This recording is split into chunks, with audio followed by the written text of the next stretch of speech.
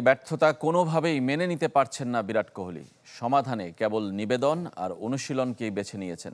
তাই তো অন্য ব্যাটাররা যখন ব্যাট হাতে ২২ গজে, তখন চিদাম্বরম স্টেডিয়ামের প্র্যাকটিস পিচে একের পর এক শট খেলে চলেছেন কোহলি। ভক্তদের আগ্রহের কেন্দ্রেও ভারত লেজেন্ড। চেন্নাই থেকে আশ্রিক রুদ্র রিপোর্ট। ২৫০টিরও বেশি ডিজাইন অপশন নিয়ে ওয়ালটন স্মার্ট ফ্রিজ, বোঝে আপনার প্রয়োজন। প্রথম ইনিংসে ৬, দ্বিতীয়টিতে ১৭। বিরাট কোহলির সাথে সংখ্যাগুলো বড্ড বেমানান। মানুষ জানে তার দল, এমনকি প্রতিপক্ষ তা বিশ্বাস করে। উপলব্ধি করেন বিরাট কোহলিও।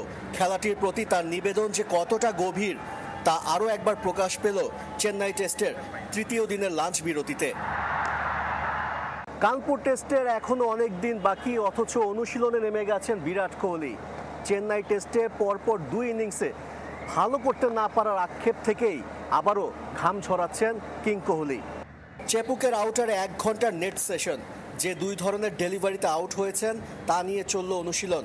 একের পর এক কাভার ড্রাইভ, একেবারে ব্যাকরণ মেনে শট। এরপর কিছু ফ্লিক শটও খেললেন। মেহেদি মিরাজের বলে এলবিডব্লিউ হয়েছিলেন যে শট খেলতে গিয়ে।